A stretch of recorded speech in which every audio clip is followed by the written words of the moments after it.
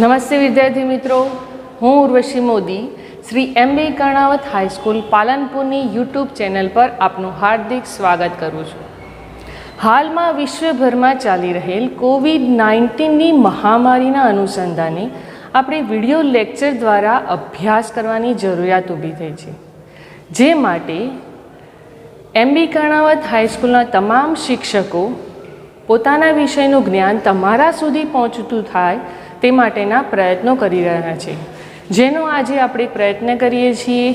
જે બે વિષયો છે 11 કોમર્સની અંદર વાણિજ્ય વ્યવસ્થા અને આંકડાશાસ્ત્ર. આ બે વિષયનું જ્ઞાન મારે તમારે પીરસવાનું છે. તો આંકડાશાસ્ત્રની અંદર પ્રથમ પ્રકરણની આજે આપણે શરૂઆત કરવા જઈ રહ્યા છીએ. પ્રથમ પ્રકરણનું નામ છે આપણું માહિતીનું એકત્રીકરણ. તો કેટલા માર્ક્સનું પ્રકરણ છે? 4 માર્ક્સ, તેના ગુણ 4. 4 ગુણનું પ્રકરણ છે. પ્રકરણ આખું થિયરિકલ પ્રકરણ છે, એક્ઝામ્પલ નથી. એટલે આમાંથી ફક્ત તમારે થિયરી કાં તો MCQ આવી શકે, કમ્પલસરી એક MCQ તો આમાંથી હોય જ છે દરેક એક્ઝામની અંદર. એ પછી પ્રથમ હોય, દ્વિતીય હોય કે વાર્ષિક, અને ટૂંકો પ્રશ્ન પણ આવી શકે. એટલે જે રીતે આપણે આગળ અભ્યાસ કરતા જઈશું તે પ્રમાણે તમને જે પ્રશ્નો પૂછાય એવા હશે તેનું જ્ઞાન આપતા જઈશું. તો 4 માર્ક્સનું પ્રકરણ પહેલું માહિતીનું એકત્રીકરણ. એની અંદર આપણે જોઈએ આંકડાશાસ્ત્રનો ઉદ્ભવ.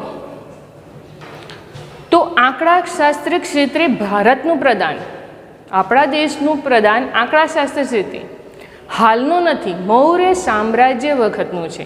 મૌર્ય સામ્રાજ્ય વખતે પણ આંકડાશાસ્ત્રનું મહત્ત્વ હતું. તે કેવી રીતે સાબિત થાય? તો સમ્રાટ અકબરને તો તમે જાણતા જ હશો. તો સમ્રાટ અકબરના શાસન દરમિયાન જે તેમના 9 રત્નો હતા તેમાંના એક રત્ન અબુલ ફઝલ, જેમણે 2 પુસ્તકો લખેલા હતા, આઈને અકબરી અને અકબરનામા. તો તેમનું જે પુસ્તક આઈને અકબરી હતું તે આઈને અકબરીની અંદર તેમણે આંકડાશાસ્ત્રનો ઉલ્લેખ કરેલો છે. કઈ બાબતમાં? તો રાજ્યને લગતી વહીવટી વ્યવસ્થા કે મુલકી સેવાઓ, આ બંને બાબતોને ધ્યાનમાં રાખી અને એમણે ઉચ્ચ પ્રકારની આંકડાશાસ્ત્ર પદ્ધતિનો તેમાં ઉલ્લેખ કર્યો છે. એટલે વર્ષો પહેલાં પણ આંકડાશાસ્ત્રનો ઉપયોગ તો થતો જ હતો. તે પછી રાજ્યની વ્યવસ્થા હોય કે કોઈ વહીવટી કાર્ય હોય. ત્યારબાદ ધીમે ધીમે તેની અંદર થોડો વધારો થતો ગયો. ત્યારબાદ રાજ્યને લગતી માહિતીનું પૃથ્થકરણ કરવા માટે સૌ પ્રથમ વાર 1749માં ગોટફ્રીડ એકનવોલે, કઈ સાલમાં? સાલ યાદ રાખવાની, 1749માં ગોટફ્રીડ એકનવોલે જર્મન શબ્દ સ્ટેટિસ્ટિક, જર્મન શબ્દ સ્ટેટિસ્ટિક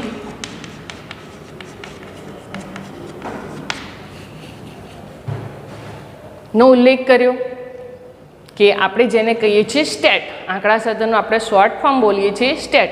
એ સ્ટેટ શબ્દની શરૂઆત કોણે કરી હતી? એકનવોલે. કઈ સાલમાં? 1749માં. શબ્દ કયો છે? અંગ્રેજી, હિન્દી, ગુજરાતી નહીં, જર્મન શબ્દ છે સ્ટેટિસ્ટિક. ત્યારબાદ 1750 પહેલાં જે પણ આંકડાશાસ્ત્ર હતું તે સંભાવના સિવાયનું, એટલે સંભાવનાયુક્ત કલ્પનાઓના પૃથ્થકરણના દાખલા સિવાય, એટલે સંભાવનાના દાખલા તે વખતે હતા નહીં, કલ્પનાઓના એક્ઝામ્પલ તે વખતે હતા નહીં. એટલે 1700 પહેલાં સંભાવના હતી નહીં, ત્યાં સુધીનું આંકડાશાસ્ત્ર હતું. ત્યારબાદ જોઈએ આપણે તો ધીમે ધીમે જેમ જેમ વિકાસ થતો ગયો તેમ તેમ રાજ્યને લગતી જે માહિતી હતી, એટલે કે 18મી સદી સુધી રાજ્યને લગતી જે પણ માહિતી હતી એનું એકત્રીકરણ કરવામાં આવતું હતું. ત્યાં સુધીનું કાર્ય થતું હતું, ત્યાં સુધી આંકડાશાસ્ત્રનો ઉપયોગ થતો હતો કે રાજ્યને લગતી જે પણ માહિતી છે તે વસ્તી ગણતરીની હોય, મૃત્યુદર, જન્મદરની હોય, કોઈ પણ માહિતી એકત્રિત કરવી હોય. એટલે 18મી સદી સુધી આંકડાશાસ્ત્રનો ઉપયોગ રાજ્ય માટે માહિતી એકત્રીકરણ માટે થતો હતો. ત્યારબાદ 1797માં એક પુસ્તક છે એન્સાઇક્લોપીડિયા બ્રિટાનિકા.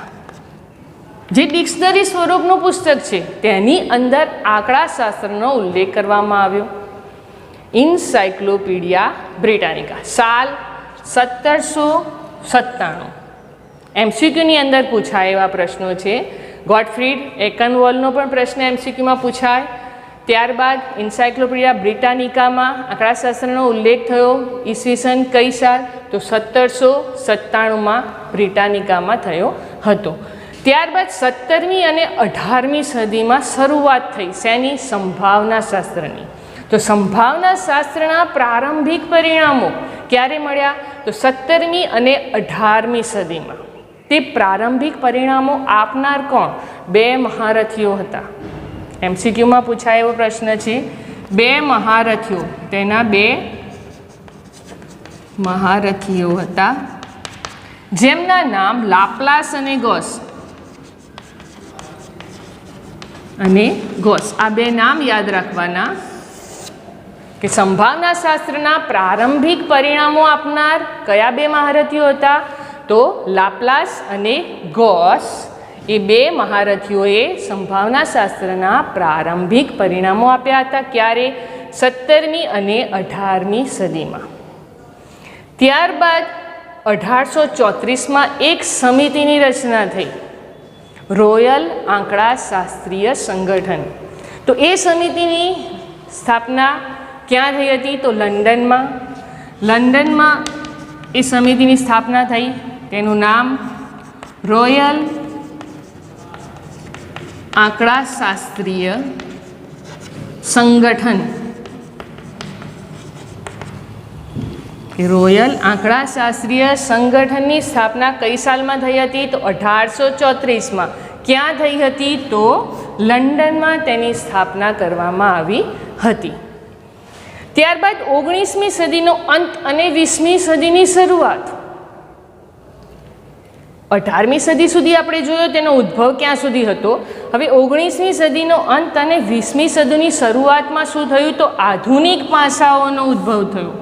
આધુનિક પાસાઓની શરૂઆતથી તેની અંદર કંઈક નવું ઉમેરવામાં આવ્યું. આંકડાશાસ્ત્રની અંદર કંઈક નવા સિદ્ધાંતો, નિયમો ઉમેરવામાં આવ્યા. તો એ ઉમેરનાર કોણ હતા? તો ગેલ્ટન અને કાર્લ પિયર્સન. જે આધુનિક પાસાઓની શરૂઆત થઈ તેમાં શરૂઆતની અંદર કોના નામ હતા? ગેલ્ટન અને કાર્લ પિયર્સન. એમણે આંકડાશાસ્ત્રનો ઉપયોગ શેના માટે કર્યો હતો? તો વિજ્ઞાન, ત્યારબાદ ઉદ્યોગમાં પણ કર્યો હતો અને રાજકારણમાં પણ કર્યો હતો. એટલે વિજ્ઞાન, ઉદ્યોગ અને રાજકારણ ક્ષેત્રે તેમણે આંકડાશાસ્ત્રનો ઉપયોગ કર્યો હતો. આ કાર્લ પિયર્સ જે નામ છે તમારે યાદ રાખવાનું, કારણ કે ગાણિતીય આંકડાશાસ્ત્રના રચયિતા છે કાર્લ પિયર્સ. તેમણે ઘણા બધા સૂત્રો આપ્યા છે, ઘણા બધા નિયમો, કેટલાક સિદ્ધાંતો આપ્યા છે, જેના વિશે અગાઉના જે ચેપ્ટરોમાં એક્ઝામ્પલ હશે આપણે ગણીશું. જેમની અંદર જે સૂત્રો આપ્યા છે તે કાર્લ પિયર્સને આપેલા છે. એટલે કાર્લ પિયર્સનને ગાણિતીય આંકડાશાસ્ત્રના રચયિતા પણ કહેવામાં આવે છે. ગાણિતીય આંકડાશાસ્ત્રના રચયિતા.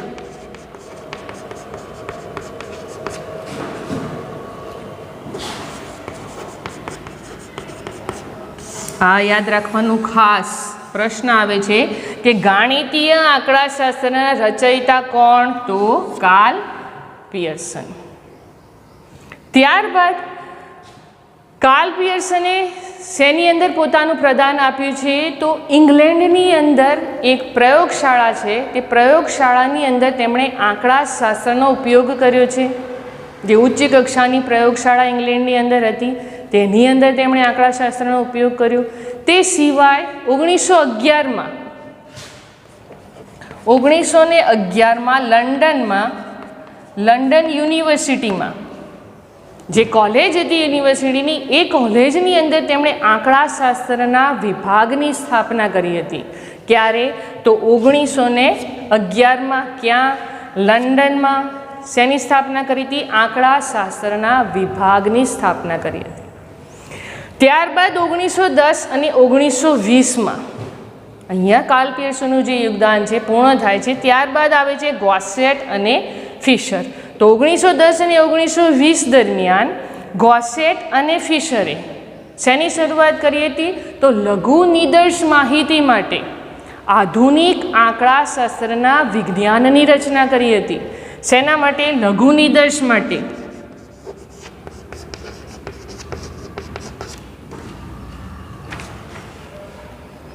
લઘુ નિદર્શ માહિતી માટે. કોણે? ગોસેટ અને ફિશરે લઘુ નિદર્શ માહિતી માટે આધુનિક આંકડાશાસ્ત્રના વિજ્ઞાનની રચના કરી. એટલે લઘુ નિદર્શ આવશે તો ત્યાં કોનું નામ આવશે? ફિશર અને ગોસેટ. ત્યારબાદ ફિશરે કેટલાક ક્ષેત્રોની અંદર પણ આંકડાશાસ્ત્રનો ઉપયોગ કર્યો હતો, જેની અંદર સમાવેશ થાય છે જીનેટિક એટલે કે જન્મજાત, બાયોમેટ્રિક એટલે કે વનસ્પતિશાસ્ત્ર, મનોવિજ્ઞાન, શિક્ષણ ક્ષેત્રે, ખેતી ક્ષેત્રે, આવા ઘણા બધા ક્ષેત્રોની અંદર તેમણે આંકડાશાસ્ત્રનો ઉપયોગ કર્યો હતો.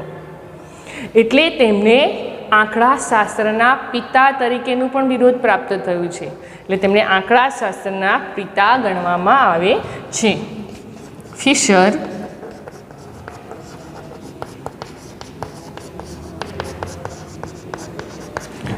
આંકડાશાસ્ત્રના પિતા.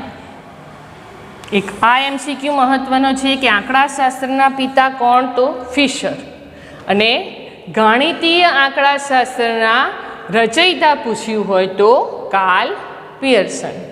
બે યાદ કેવી રીતે રાખશો તમે? તો ગાણિતીય આંકડાશાસ્ત્ર જેમણે સૂત્રો આપ્યા છે તો તે છે કાર્લ પિયર્સન. હવે ગાણિતીય આંકડાશાસ્ત્રના પિતા, પિતા એટલે કે આપણે કહીએ છીએ ફાધર. તો ફાધર પરથી તમે ફિશર યાદ રાખી શકો, કારણ કે આ બંને એમસીક્યુ જ્યારે પણ એક્ઝામની અંદર મુકાતા હોય છે ત્યારે વિદ્યાર્થીઓ કન્ફ્યુઝ અનુભવે છે કે ફિશર લખવું કે કાર્લ પિયર્સ. પરંતુ ગાણિતીય આંકડાશાસ્ત્રનો શબ્દ હોય તો ત્યાં આવશે કાર્લ પિયર્સન, અને પિતા હોય એટલે કે ફાધર તો ત્યાં આવશે ફિશર. એટલે ફિશરને આંકડાશાસ્ત્રના પિતા ગણવામાં આવે છે. તો આ જે માહિતી હતી એ આંકડાશાસ્ત્રના ઉદ્ભવની માહિતી હતી. ત્યારબાદ જોઈએ આપણે આંકડાશાસ્ત્રનો વિકાસ. ત્યારબાદ ભારતની અંદર આંકડાશાસ્ત્રનો વિકાસ થયો. તો ભારતના પ્રખ્યાત આંકડાશાસ્ત્રીય પીસી મહાલનોબિસ, જેમનું પૂરું નામ છે પ્રશાંત ચંદ્રા નોબિસ, જેમણે 1931ની અંદર કલકત્તા ખાતે ISI ઇન્ડિયન સ્ટેટિસ્ટિકલ ઇન્સ્ટિટ્યૂટની સ્થાપના કરી હતી. ભારતીય આંકડાશાસ્ત્રીય સમિતિ ISI, જેની એમણે સ્થાપના કરી હતી ભારતના જાણીતા પ્રખ્યાત આંકડાશાસ્ત્રીય પીસી મહાલનોબિસ.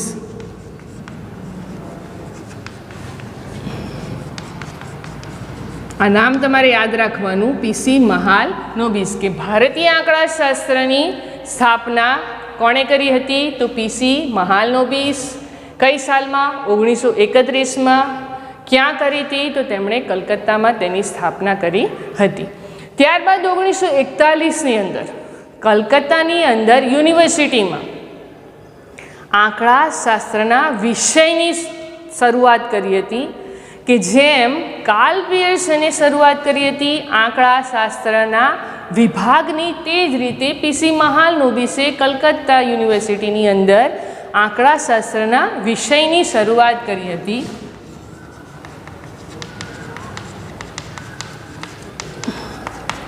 જે અનુસ્નાતક કક્ષાએ હતો. વિષય અનુસ્નાતક કક્ષાએ તે વિષયની શરૂઆત તેમણે કરી હતી. ત્યારબાદ 1950ની અંદર તેમને નિદર્શ તપાસ માટે રાજ્ય દ્વારા માન્યતા આપવામાં આવી હતી. કઈ સાલ નિદર્શ તપાસ માટે? 1950 નિદર્શ તપાસ, જેની માન્યતા કોણે આપી હતી? રાજ્ય સરકાર દ્વારા.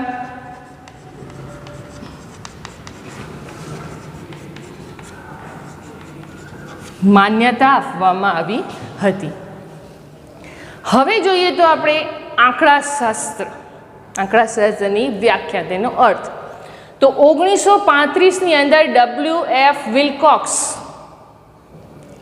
જેણે આંકડાશાસ્ત્રનો અર્થ, તેનું કાર્યક્ષેત્ર, તેની મર્યાદાને ધ્યાનમાં રાખીને 100થી પણ વધુ આંકડાશાસ્ત્રની વ્યાખ્યાઓ એકત્રિત કરી હતી. કોણે? તો W.F. વિલ્કોક્સે.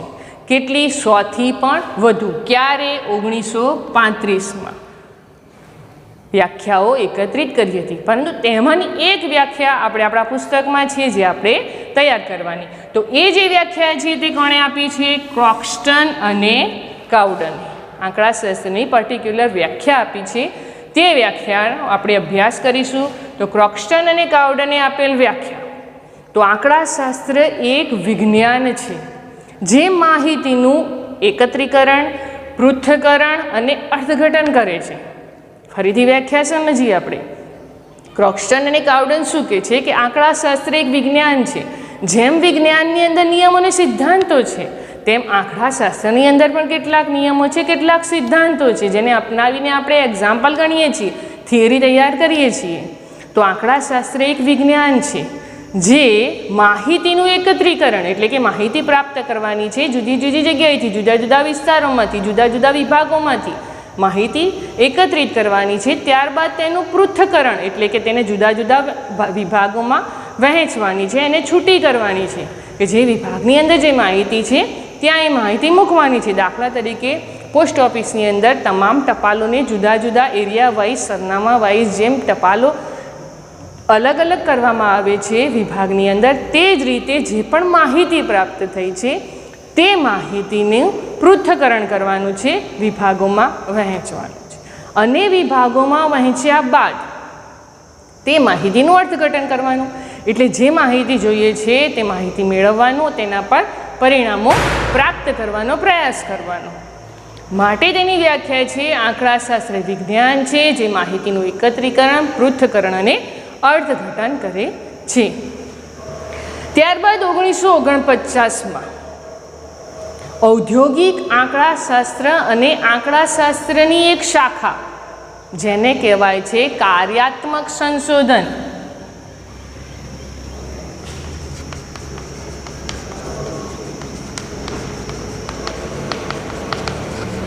કાર્યાત્મક સંશોધનની શરૂઆત થઈ. તેનું અસ્તિત્વ આવ્યું ક્યાં? તો 1949માં હૈદરાબાદમાં. યાદ રાખવાનું, હૈદરાબાદમાં કાર્યાત્મક સંશોધન અસ્તિત્વમાં આવ્યું. તો કઈ જગ્યાએ? તો રિજિયનલ રિસર્ચ લેબોરેટરીમાં, જે ક્યાં આવેલી છે? હૈદરાબાદમાં.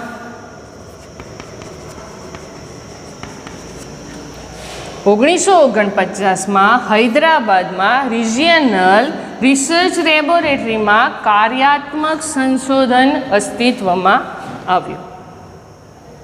ત્યારબાદ તેનો ઉપયોગ અનેક ક્ષેત્રોમાં થયો. બીજા વિશ્વયુદ્ધ દરમિયાન મિલિટરી પ્રોજેક્ટમાં પણ કાર્યાત્મક સંશોધનનો ઉપયોગ કરવામાં આવ્યો. અને ત્યારબાદ 1953માં પીસી મહાલનોબિસે ઉપયોગ કર્યો ઇન્ડિયન સ્ટેટિસ્ટિકલ ઇન્સ્ટિટ્યૂટ માટે, કે જે બીજી પંચવર્ષીય યોજનાનું માળખું તૈયાર કરતા હતા. તે વખતે પણ તેમણે તેનો એટલે કે આંકડાશાસ્ત્રનો ઉપયોગ કર્યો હતો. બીજી પંચવર્ષીય યોજનાનું માળખું તૈયાર કરવા, માળખું તૈયાર કરવા માટે કાર્યાત્મક સંશોધનનો ઉપયોગ થયો હતો. બીજું, કાર્યાત્મક સંશોધન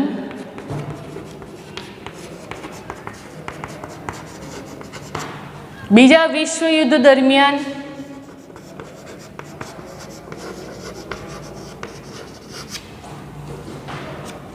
મિલિટરી પ્રોજેક્ટમાં પણ કાર્યાત્મક સંશોધનનો જ ઉપયોગ થયો હતો. ફરીથી વિકાસમાં એક નજર. 1931માં કલકત્તામાં પીસી મહાલનોબિસે ઇન્ડિયન સ્ટેટિસ્ટિકલ ઇન્સ્ટિટ્યૂટની સ્થાપના કરી. 1941માં આંકડાશાસ્ત્રનો વિષય અનુસ્નાતક કક્ષાએ, ક્યાં? તો કલકત્તા યુનિવર્સિટીમાં. 1950માં તેમને નિદર્શ તપાસ માટે રાજ્ય સરકાર દ્વારા માન્યતા મળી. 1935માં W.F. કોક્સે કેટલી? તો 100 ઉપરાંત વ્યાખ્યાઓનું શું કર્યું? એકત્રીકરણ કર્યું, ભેગી કરી. તેમાંની એક વ્યાખ્યા જે કોક્સ્ટન અને ક્રાઉડને આપેલી છે કે આંકડાશાસ્ત્ર એ વિજ્ઞાન છે જે માહિતીનું એકત્રીકરણ, પૃથ્થકરણ અને અર્થઘટન કરે છે. ત્યારબાદ 1949માં ઔદ્યોગિક આંકડાશાસ્ત્ર અને આંકડાશાસ્ત્રની એક શાખા કાર્યાત્મક સંશોધન, જેનું અસ્તિત્વ ક્યાં, તો હૈદરાબાદમાં. કઈ લેબોરેટરીમાં? રિજિયનલ રિસર્ચ લેબોરેટરીમાં તેનું અસ્તિત્વ અને તેનો ઉપયોગ બે જગ્યાએ થયો હતો. બીજી પંચવર્ષીય યોજનાનું માળખું તૈયાર કરવા માટે PC મહાલનોબિસે 1953માં તેનો ઉપયોગ કર્યો અને કાર્યાત્મક સંશોધનનો બીજો ઉપયોગ બીજા વિશ્વયુદ્ધ દરમિયાન મિલિટરી પ્રોજેક્ટમાં પણ તેનો ઉપયોગ થયો હતો. એટલે જુદી જુદા ક્ષેત્રોમાં જુદા જુદા સ્તરે આંકડાશાસ્ત્રનો ઉપયોગ તો થાય જ છે.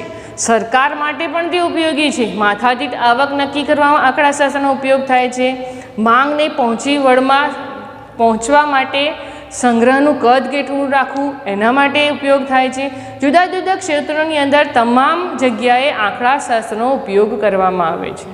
તો આ હતું આંકડાશાસ્ત્રનો ઉદ્ભવ અને આંકડાશાસ્ત્રનો વિકાસ. આના પછીના લેક્ચરમાં ફરી મળીશું નવા મુદ્દા સાથે. ત્યાં સુધી ઉદ્ભવ અને વિકાસ વિશે જે પણ સમજાયું એ 2 થી 3 વાર વાંચશો તો તમને યાદ રહેશે, કારણ કે આમાંથી જ મોટા ભાગે ટૂંકા પ્રશ્ન પૂછાતા હશે. 2 થી 3 માર્ક્સનું તમે આની અંદરથી તૈયાર કરી શકો. ફરીથી તમને કહી દઉં ટૂંકા પ્રશ્નો ક્યાંથી પૂછાય છે, તો ગોડફ્રીડ ઓકનનું જર્મન શબ્દ સ્ટેટિસ્ટિક, ત્યારબાદ ઇન્સાઇક્લોપીડિયા તો 1797, ત્યારબાદ 2 મહારથીઓ લાપ્લાસ અને ગોસ. 1934માં કઈ સમિતિની સ્થાપના થઈ હતી, તો રોયલ આંકડાશાસ્ત્રીય સમિતિ. ત્યારબાદ કાર્લ પિયર્સન ગાણિતીય આંકડાશાસ્ત્રના રચયિતા, ફિશર આંકડાશાસ્ત્રના પિતા, PC મહાલનોબિસ ભારતીય આંકડાશાસ્ત્રની સ્થાપના. 1941માં વિષયની શરૂઆત, નિદર્શ તપાસની માન્યતા 1950, 100 વ્યાખ્યાઓની એકત્રીકરણ કોણે કર્યું, તો FW વિલકોક્સ. વ્યાખ્યા કોણે આપી, ક્રોક્સ્ટન અને કાઉડન. તો પ્રશ્ન પણ આવી શકે કે ક્રોક્સ્ટન અને કાઉડને આપેલ આંકડાશાસ્ત્રની વ્યાખ્યા લખો. ત્યારબાદ હૈદરાબાદની અંદર કાર્યાત્મક સંશોધન કઈ સાલમાં શરૂ થયું હતું, તો 1949માં. કઈ લેબોરેટરીમાં? રિજનલ રિસર્ચ લેબોરેટરીમાં. ત્યારબાદ કાર્યાત્મક સંશોધનનો ઉપયોગ કઈ જગ્યાએ, તો બીજી પંચવર્ષીય યોજનાનું માળખું તૈયાર કરવા અને બીજા વિશ્વયુદ્ધ દરમિયાન મિલિટરી પ્રોજેક્ટમાં. આ વસ્તુ તમારે યાદ રાખવાની. ફરી મળીશું, ત્યાં સુધી ઘરે રહો, સેફ રહો.